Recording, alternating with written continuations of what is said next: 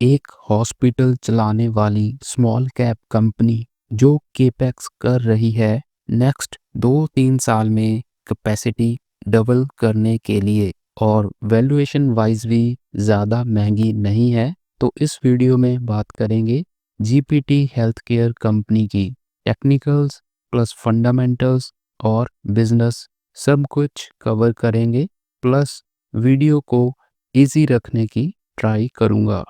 तो शुरू करते हैं। जीपीटी हेल्थ केयर एक हॉस्पिटल्स चलाने वाली कंपनी है। इनका ब्रांड नेम है आईएलएस हॉस्पिटल्स। ये कंपनी ईस्टर्न इंडिया में काम करती है। करंटली इनके पास 4 मल्टी स्पेशलिटी हॉस्पिटल्स हैं और फर्दर ये न्यू हॉस्पिटल्स ओपन करने की तैयारी में हैं। एज ऑफ नाउ इनके पास salt lake hospital, Agartala hospital, Dumdum hospital और हावड़ा हॉस्पिटल हैं। यहाँ देखिए, ईयर ऑफ कमीशन से पता चल रहा है कि लगातार ये लोग न्यू हॉस्पिटल्स ओपन करते आ रहे हैं और इनको एक्सपीरियंस भी अच्छा खासा है। बेड कैपेसिटीज देख सकते हो जो टोटल 561 है। बेड ऑक्यूपेंसी रेट 55% के आसपास है। मतलब कितने परसेंट बेड्स पे पेशेंट्स एडमिट रहते हैं। हॉस्पिटल्स में 100% बेड ऑक्यूपाइड नहीं रहते। कोई रेयर केस में ही 100% होगा, वरना 75% ही मैक्सिमम मान के चलो। तो 55% थोड़ा कम है, लेकिन मैक्सिमम 75% के आसपास ही रहेगा। लास्ट पे आपको लिखा दिखेगा आरपॉब, ARPOB। आरपॉब होता है कि एक ऑक्यूपाई होने वाले बेड से एवरेज में कितना पैसा हॉस्पिटल को मिल रहा है पर डे के हिसाब से। तो वो सभी हॉस्पिटल्स का अलग अलग होता है, इनका भी अलग अलग ही है। एवरेज 36,000 के आसपास है। अब इनके बिजनेस में क्या खास है, तो ये company mid sized hospitals run करती है जो किसी शहर के बीचों बीच होते हैं। कह सकते हैं कि जिसके चारों तरफ रेजिडेंशियल एरियाज हों। इससे क्या होता है कि सिटी की ट्रैफिक वगैरह के चलते लोग मोस्टली पास के हॉस्पिटल में ही जाना पसंद करते हैं। तो इस चीज़ का इनको फ़ायदा हो जाता है। लेकिन इसका एक नुकसान ये है कि फ्यूचर में अगर इनको हॉस्पिटल की कैपेसिटी बढ़ानी हो तो वो बहुत मुश्किल होता है, क्योंकि वहाँ पे और फ्री स्पेस नहीं होती। सिटी में ज़मीन ही नहीं मिलेगी तो एक्सपेंशन कहाँ से होगा। तो पॉजिटिव नेगेटिव दोनों होते हैं किसी भी बिजनेस के। फाइनेंशियल ईयर 2020 से अब तक नंबर ऑफ पेशेंट्स 18.4% की CAGR से इंक्रीज हुए हैं, जो कि अच्छी बात है कि 90% से ज़्यादा पेशेंट्स वो हैं जिनसे जल्दी कैश मिल जाता है। कॉरपोरेट्स और गवर्नमेंट पे ज़्यादा डिपेंडेंट नहीं है ये हॉस्पिटल। इसके चलते ही इनको कैश की दिक्कत नहीं है। कैश कन्वर्जन साइकिल भी नेगेटिव में है। ये एक बहुत बड़ा प्लस पॉइंट होता है। और इनके पास क्या अच्छा है, तो पैसा बहुत सोच समझकर खर्च कर रही है कंपनी। जैसे न्यू बिल्डिंग्स बनाने से अच्छा है उनको लीज पे लेना पसंद कर रहे हैं, तो इससे काम कम बजट में हो जाएगा। इनका पर बेड के हिसाब से खुद का खर्चा दूसरे हॉस्पिटल से कम है, जिसके चलते इनका ROCE बेहतर है। ROCE तो लगातार बेहतर ही होता जा रहा है। ROC और ROCE दोनों अच्छे हैं। ऊपर से इनका मार्केट कैप बहुत छोटा है, जस्ट 1500 करोड़ के आसपास। तो मोस्टली ऐसी कंपनीज बहुत हाई PE पे ट्रेड होती हैं, लेकिन ये सिर्फ 30-31 की PE पे ट्रेड हो रहा है। प्राइस टू बुक वैल्यू देखने में थोड़ा महंगा लगेगा, लेकिन इस सेक्टर की बाकी कंपनीज की प्राइस टू बुक वैल्यू एक बार चेक करें, सभी सातवें आसमान पे हैं। तो ये कंपैरेटिवली बाकियों से काफ़ी बेहतर है। PE रेशो भी चेक कर सकते हैं। स्क्रीनर डॉट इन के अकॉर्डिंग इनका 1.36% का डिविडेंड यील्ड भी है और सबसे बड़ी बात, कोई खास डेट नहीं है। ऐसे ही सेल्स ग्रोथ देख सकते हैं। 2020 से 2024 तक ऑलमोस्ट डबल हो चुकी है। आगे भी मैनेजमेंट ने 12 से 15% की ग्रोथ की गाइडेंस दी है। तो फंडामेंटल्स नो डाउट अच्छे हैं। अगर आपको हमारा काम अच्छा लगे तो इसको लाइक ज़रूर कर दीजिएगा ताकि यूट्यूब इसको और लोगों तक पहुंचा सके। और हमारे टेलीग्राम चैनल का लिंक डिस्क्रिप्शन में है, आप ज्वाइन कर सकते हो। अब उन फैक्टर्स की बात करते हैं जो इनके फेवर में काम कर रहे हैं, मतलब जिनके चलते स्टॉक ऊपर जा सकता है। एक टर्म होती है एलओएस, ALOS, मतलब एवरेज लेंथ ऑफ स्टे, मतलब कितने दिन एक पेशेंट इनके हॉस्पिटल में रहता है ऑन एन एवरेज।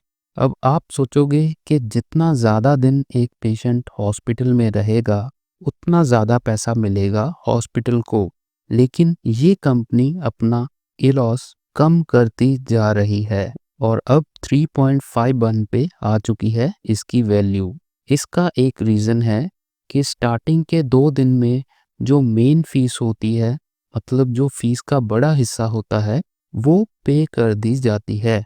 बाद में कोई बड़ी फीस नहीं होती, तो ज़्यादा टाइम पेशेंट को एडमिट रखने का कोई फ़ायदा नहीं होता। तो इनके लिए ये वैल्यू कम ही अच्छी है। नेक्स्ट बड़ा पॉइंट है केपेक्स। इस मैप में जो ग्रीन एरियाज हैं वहाँ पे ऑलरेडी इनके हॉस्पिटल्स हैं। येलो एरिया रांची और रायपुर, यहाँ पर 2 हॉस्पिटल्स तैयार किए जा रहे हैं और कंपनी सैटेलाइट मॉडल्स पे काम कर रही है, मतलब लैंड का खर्चा नहीं होगा। और इस पिंक एरिया में कंपनी नेक्स्ट केपेक्स का प्लान कर रही है और लगातार इस एरिया में कोई ऑर्गेनिक और इनऑर्गेनिक ग्रोथ की अपॉर्चुनिटी ढूंढ रही है। प्लस जो अगरतला का हॉस्पिटल है उसमें कैंसर केयर डिपार्टमेंट ऐड करेंगे, तो अभी जो इनकी 550 बेड्स के आसपास की कैपेसिटी है वो नेक्स्ट 2-3 साल में 1000 तक लेके जाना इनका मेन टारगेट है। साल्ट लेक हॉस्पिटल में रोबोटिक सर्जिकल टेक्नोलॉजी इंस्टॉल की गई थी, जिसके चलते एक साल में 200 प्लस सर्जरीज परफॉर्म की गई हैं। और दमदम हॉस्पिटल में रेनल ट्रांसप्लांट का लाइसेंस मिला और फाइनेंशियल ईयर 24 में 190 रेनल ट्रांसप्लांट परफॉर्म किए गए। तो बिजनेस अच्छा जा रहा है। अब कोई भी हॉस्पिटल शुरू होते ही प्रॉफिट में नहीं आ जाता, उसको टाइम लगता है। तो इनका जो रिकॉर्ड है, दमदम और हावड़ा हॉस्पिटल, ये दोनों 8 से 10 मंथ में अबिडा लेवल पे प्रॉफिट में आ गए थे। तो उम्मीद कर सकते हैं कि फर्दर जो नए हॉस्पिटल्स ओपन होंगे वो भी जल्दी ही प्रॉफिट को ऊपर ले जाएंगे। नेक्स्ट इनका जो एवरेज बेड रेवेन्यू है, आरपॉब, वो कम है, मतलब कंपैरेटिवली ये हॉस्पिटल सस्ता है बाकियों से, तो लोग इसको प्रेफर करते हैं। मिडिल क्लास पर्सन खर्चे को ध्यान में रखकर ही इलाज करवाता है, तो इसका इनको बेनिफिट मिलता है, तो लोग कंपैरेटिवली इनको प्रेफर करते हैं। नेक्स्ट पॉइंट है कि मेडिकल टूरिज्म भी बढ़ता जा रहा है। दूसरी कंट्रीज से जो लोग इलाज करवाने आते हैं, इनके पास काफ़ी लोग बांग्लादेश से आते हैं। अभी वहाँ पे हालात ख़राब हैं, तो वो चीज़ इनके रेवेन्यू को हिट कर रही है थोड़ा बहुत, लेकिन जैसे ही हालात ठीक होंगे इनके पास वापस से अपॉर्चुनिटी होगी। गवर्नमेंट्स भी हेल्थ केयर सेगमेंट को इम्प्रूव करने के लिए काम कर रही हैं, तो इससे भी हॉस्पिटल्स को फ़ायदा मिल रहा है। ऑल्सो कंपनी ने अपने हॉस्पिटल्स के लिए ऐप और वेबसाइट शुरू की है, तो पेशेंट्स अब ऑनलाइन अपॉइंटमेंट्स बुक कर सकते हैं और उनको अपने टेस्ट वगैरह के रिजल्ट भी घर बैठे ही अवेलेबल होंगे। तो देखा जाए काफ़ी कुछ पॉजिटिव है इस कंपनी के लिए। अब कुछ नेगेटिव पॉइंट्स देख लेते हैं। सबसे पहले तो कंपटीशन, क्योंकि बहुत बड़ी-बड़ी कंपनीज़ हैं इस फील्ड में और ये सेक्टर अभी इंडिया में काफ़ी बड़ी अपॉर्चुनिटी है। तो और प्लेयर्स भी इस सेगमेंट में एंट्री ले रहे हैं। ये एक नेगेटिव पॉइंट होगा क्योंकि इससे प्रॉफिट मार्जिन्स हिट हो सकते हैं। नेक्स्ट पॉइंट है टेक्नोलॉजी।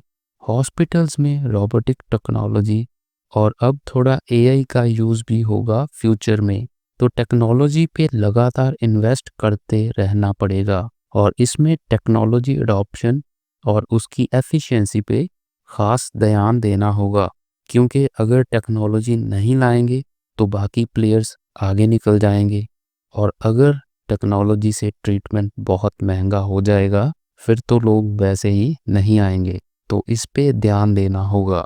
नेक्स्ट पॉइंट है, आज इनके पास 90 फुल टाइम कंसल्टेंट्स हैं, मतलब परमानेंट डॉक्टर्स, और 560 विजिटिंग डॉक्टर्स हैं। जैसे हमने पहले बोला कि कंपटीशन है, तो ऐसे टाइम पे डॉक्टर्स को, एक्सपर्ट्स को अपने पास लाना और रिटेन करना मुश्किल होता जा रहा है। ये एक नेगेटिव पॉइंट हो सकता है हॉस्पिटल्स के लिए।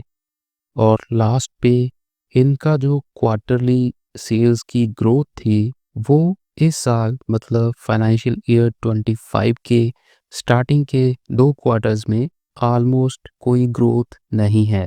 तो ये चीज़ एक नेगेटिव है, लेकिन पुराने जो 2-3 साल के एनुअल सेल्स हैं उनकी ग्रोथ अच्छी खासी है। तो ये था फंडामेंटल्स और बिजनेस। अब बात करते हैं टेक्निकल चार्ट की। 2024 की फरवरी में जीपीटी हेल्थकेयर का आईपीओ आया था। इशू प्राइस 186 था। 200 के आसपास लिस्ट हुआ था ये स्टॉक, लेकिन उसके बाद 130-140 की रेंज तक का लो लगाया इसने और 130 टू 200 की रेंज में ये लगातार कंसोलिडेट कर रहा है। तो टेक्निकल्स के अकॉर्डिंग अगर 150 के आसपास मिले तो एक बेहतर बाय हो सकता है, क्योंकि काफ़ी टाइम से साइडवेज घूम रहा है और कंसोलिडेट कर चुका है, तो ये एरिया एक अच्छा सपोर्ट जोन बनेगा। इन केस ये इस रेंज से ऊपर चला जाता है तो इसमें मोमेंटम आ सकता है। इसको हम आईपीओ बेस भी बोल सकते हैं। लेकिन अगर ये नीचे की तरफ ब्रेक डाउन कर देता है तो फिर ये थोड़ा टाइम ले सकता है वापस ऊपर आने में, क्योंकि ये एरिया फिर अच्छी खासी रेजिस्टेंस बन जाएगा। तो अगर लॉन्ग टर्म के लिए जाना है तो तो इस सपोर्ट के नीचे जाते ही एग्जिट करना होगा, या फिर इसके नीचे जाने के बाद फिर कंसोलिडेशन करने के बाद इसमें एवरेज करना होगा। फालतू में एनर्जी और पैसा वेस्ट ना करें। So that's it. ऐसी और वीडियोस के लिए आप चैनल को सब्सक्राइब कर सकते हो। Thank you for watching.